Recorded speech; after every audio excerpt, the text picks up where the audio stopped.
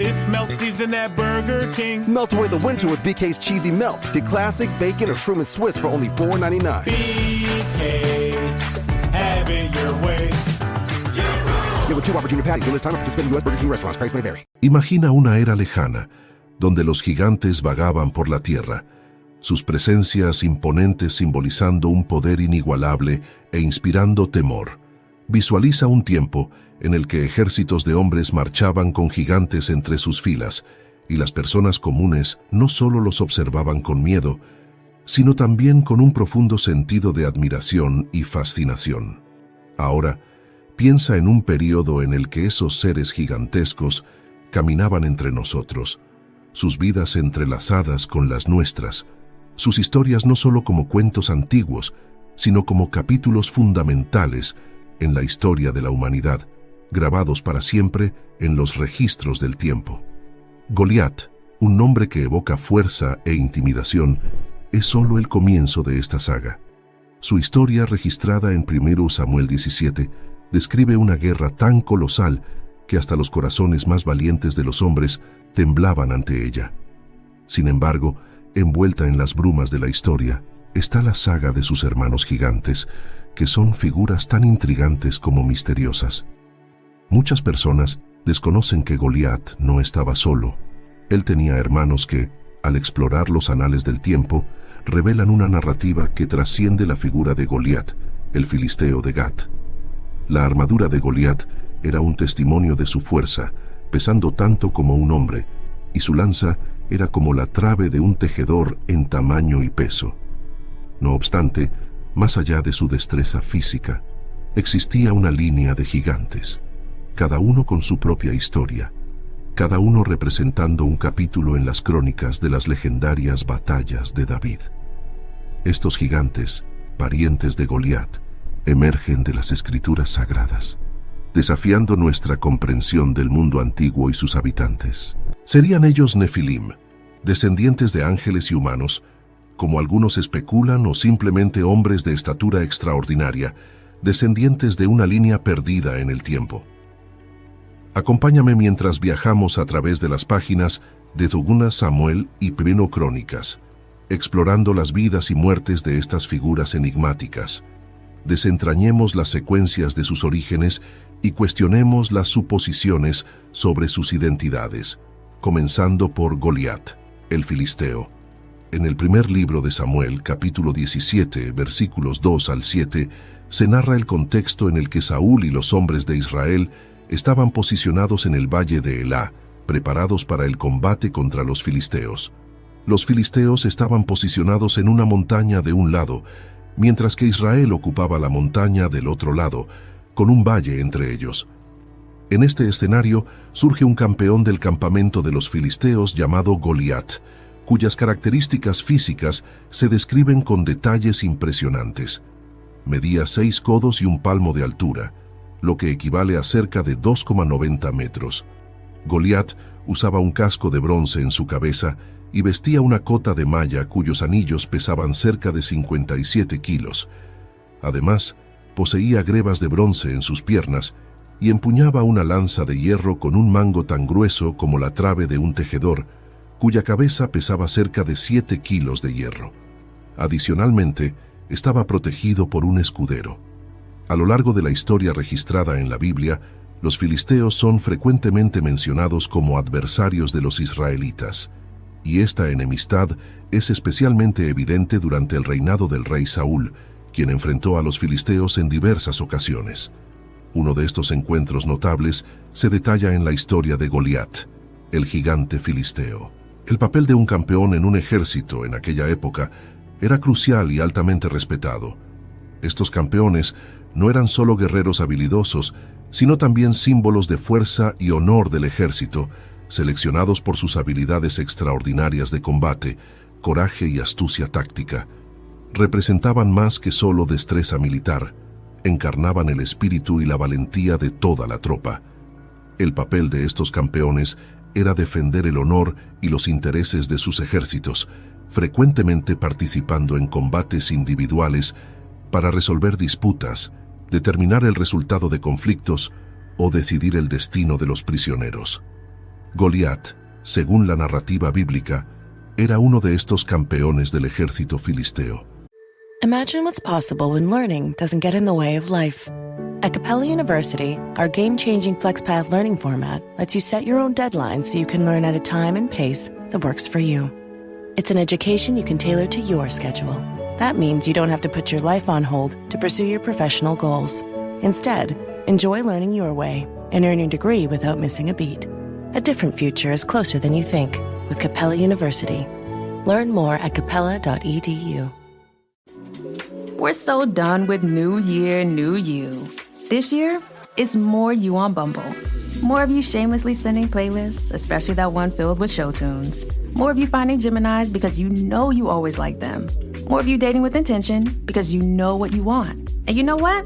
We love that for you. Someone else will too. Be more you this year and find them on Bumble. Su presencia en el campo de batalla no solo representaba una amenaza física debido a su tamaño y fuerza impresionantes, sino también una amenaza psicológica, personificando el poder y la determinación de los filisteos. Su desafío a los israelitas y el subsiguiente encuentro con David son momentos cruciales que ilustran la importancia de estos campeones en la historia militar antigua. Goliat era un filisteo de la ciudad de Gat, y los ciudadanos de Gat eran llamados hititas.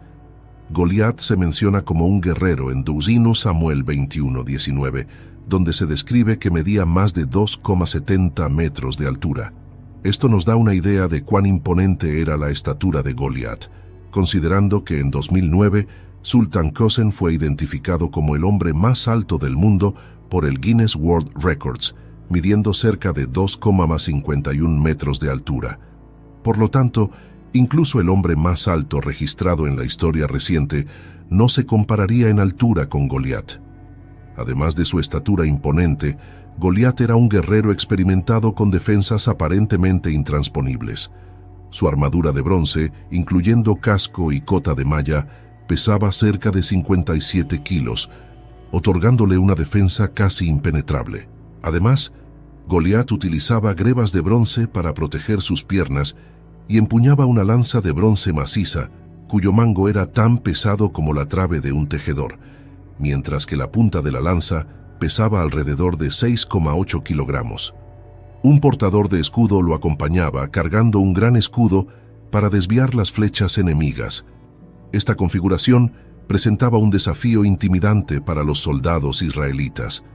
El papel del portador de escudo era crucial para frustrar los ataques contra Goliat, y aunque una flecha pudiera penetrar esta primera línea de defensa, la armadura personal de Goliat proporcionaba una capa adicional de protección. Su imponente estatura y su armadura fortificada lo convertían en un oponente aterrador, aumentando el sentimiento de imposibilidad entre las filas israelitas.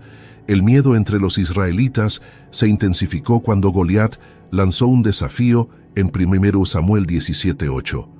Propuso un acuerdo. Si un israelita lograba derrotarlo, los filisteos se convertirían en sus siervos, pero si él prevalecía, los israelitas servirían a los filisteos.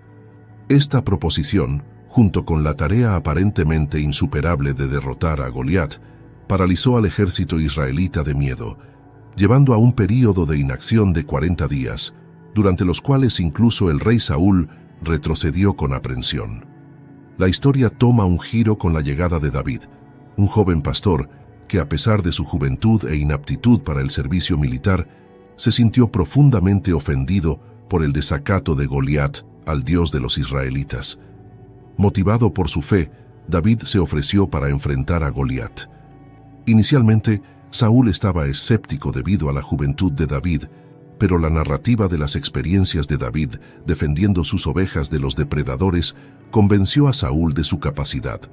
La confianza de David provenía de su fe en Dios en lugar de fuerza militar convencional. En el enfrentamiento subsiguiente, David, armado solo con una honda y una piedra, se enfrentó a Goliat, quien estaba equipado con una espada, lanza y escudo.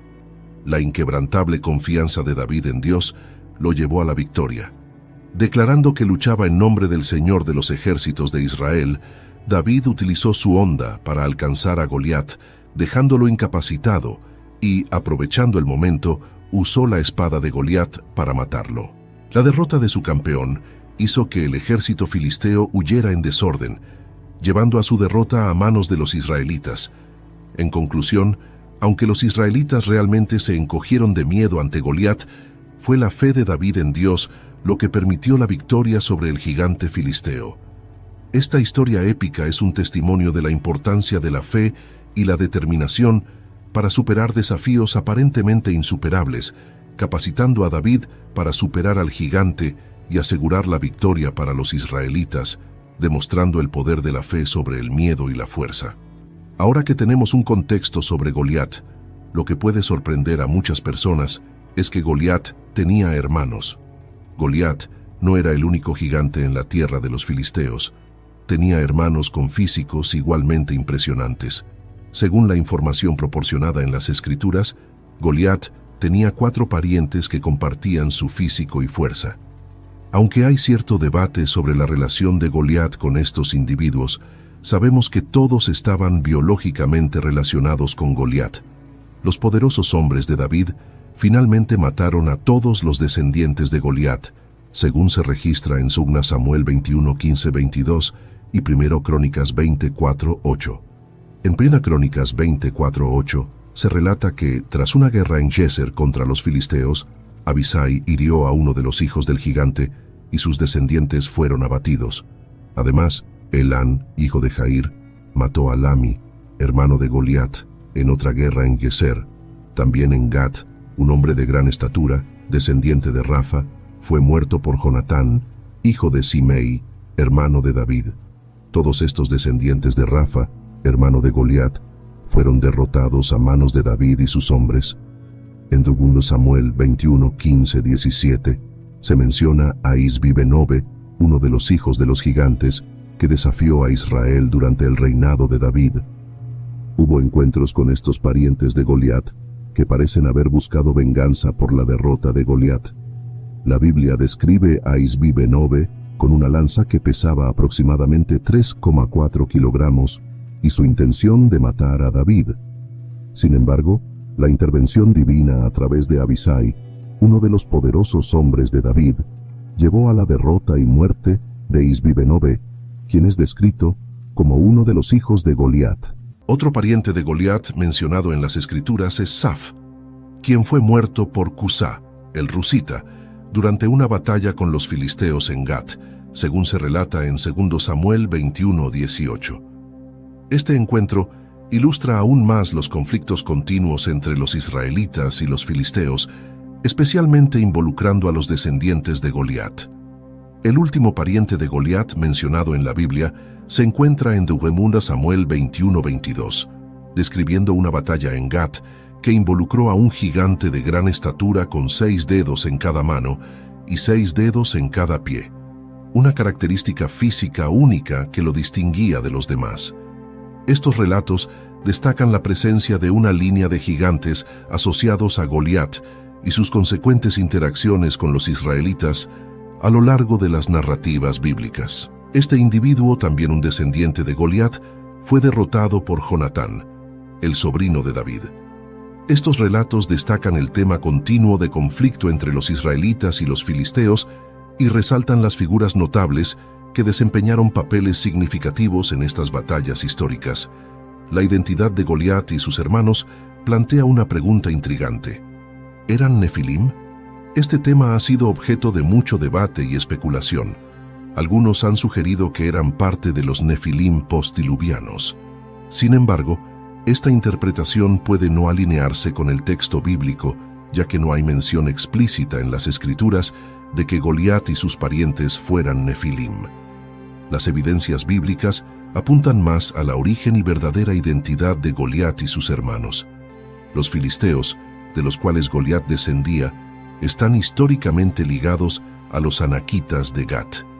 La ciudad natal de Goliat era conocida como una fortaleza de los anaquitas. Por lo tanto, es más plausible considerar a Goliat y sus hermanos como refaitas, no Nefilim. Esta afirmación se apoya en el hecho de que los parientes de Goliat se mencionan como provenientes de Rafa de Gat, 2 Samuel 21:16, sugiriendo que Goliat mismo era un refaíta. Además, la existencia de gigantes no es exclusiva de la línea filistea, ni sus orígenes se atribuyen universalmente a la unión de ángeles y humanos, como se sugiere en algunas interpretaciones de los Nefilim. Por ejemplo, Deuteronomio 3:11 habla de Og, rey de Basán, que también era un gigante. Su cama se describe como hecha de hierro, midiendo 9 codos de largo y 4 codos de ancho.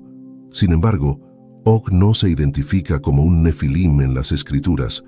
Aunque la Biblia no categoriza a Goliat y su familia como Nefilim, su tamaño y fuerza formidables son innegables y sus características físicas extraordinarias pueden haber llevado a algunos a percibirlos como similares a los Nefilim del pasado. En tiempos modernos, tales gigantes descritos en estos relatos bíblicos no se conocen por existir. Estas referencias bíblicas a Goliat y sus parientes destacan la naturaleza diversa y extraordinaria de la creación de Dios, según se registra en la Biblia. En cuanto a la cuestión de si existen Nefilim en la actualidad, Génesis 6:1-4 describe el origen de los Nefilim. Estos versículos narran que, cuando los hombres comenzaron a multiplicarse en la tierra y les nacieron hijas, los hijos de Dios vieron que las hijas de los hombres eran hermosas y las tomaron como esposas. Esta unión resultó en el nacimiento de Nefilim, descritos como hombres valientes de renombre. Los Nefilim se mencionan brevemente en Génesis y han fascinado a estudiosos y teólogos, especialmente en su representación en la literatura apocalíptica, como el libro de Enoc. En Génesis 6:4, los Nefilim se describen como valientes que existieron en la antigüedad, hombres de renombre. Esta descripción los retrata como seres de gran estatura y fuerza, contribuyendo a su naturaleza enigmática. El origen de los Nefilim ha sido tema de considerable debate, y una interpretación predominante propone que eran fruto de uniones entre los hijos de Dios, entendidos como ángeles caídos, y las hijas de los hombres, mujeres descendientes de Adán. Según esta perspectiva, los ángeles caídos, fascinados por la belleza de las mujeres humanas, se unieron a ellas, resultando en el nacimiento de los Nefilim, que serían una especie de híbrido de naturaleza humana y angelical.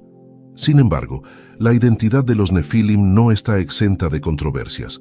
Aunque la visión predominante apoya la idea de cruce entre seres espirituales y humanos, algunos argumentan que tales uniones son improbables. Una perspectiva alternativa sugiere que los hijos de Dios eran descendientes de Set, el tercer hijo de Adán, y las hijas de los hombres eran de la línea impía de Caín. Sin embargo, esta visión lucha por explicar convincentemente el tamaño y la naturaleza extraordinaria de los Nefilim, que parecen exceder las características humanas normales. Dadas incluso las características extraordinarias atribuidas a los Nefilim, su representación como seres sobrenaturales mantiene una fuerte presencia en las interpretaciones bíblicas y teológicas. El misterio en torno a los Nefilim continúa intrigando y generando discusiones en el estudio de las Escrituras con un peso considerable. Esto lleva a muchos estudiosos a apoyar la interpretación de los Nefilim como productos de uniones entre ángeles y humanos. Esta perspectiva se alinea con las atribuciones hechas a ellos y mantiene consistencia con los temas sobrenaturales predominantes en la narrativa bíblica. Génesis 4:25-26 relata el nacimiento de Set, el tercer hijo de Adán y Eva, después de la muerte de Abel. Al explorar temas bíblicos, surge frecuentemente la cuestión de si existen descendientes de los Nefilim en el mundo actual. Esta pregunta se basa en la referencia a los Nefilim en Génesis 6:4, donde se observa que existieron tanto antes como después del diluvio. La pregunta central es cómo los Nefilim podrían haber sobrevivido al diluvio, especialmente dado el claro pronunciamiento bíblico de que solo la familia de Noé fue salvada. La teología del diluvio, tal como se describe en Génesis, sugiere que la tierra fue purificada de la maldad predominante y solo la familia de Noé fue elegida para repoblar y restaurar la rectitud. La idea de que existen descendientes de los Nefilim en el mundo actual no encuentra un apoyo sustancial en las evidencias bíblicas y el contexto teológico. Las referencias postdiluvianas a seres gigantes no están directamente relacionadas con los Nefilim, y la narrativa bíblica no sugiere una continuidad de la línea de los Nefilim más allá del diluvio. Sin embargo, vemos menciones a los Nefilim en Números 13, 32, 33, cuando los espías de Israel informan sobre la tierra de Canaán. Estas menciones parecen contradecir la idea de que todos los Nefilim murieron en el diluvio, ya que se describen como existentes después de ese evento. Existen dos escuelas de pensamiento en relación con la reaparición de los Nefilim después del diluvio. La primera sugiere que los Nefilim mencionados en Números son de otro grupo de ángeles que vinieron a la tierra después del diluvio y cometieron el mismo pecado de los ángeles en Génesis 6. Sin embargo, esto es solo una teoría, ya que no hay registro en la Biblia de que hubo de hecho un segundo grupo de ángeles que cometió el mismo pecado. Otra propuesta es que los Nefilim pudieron haber evolucionado para convertirse en un término que denota específicamente guerreros gigantes.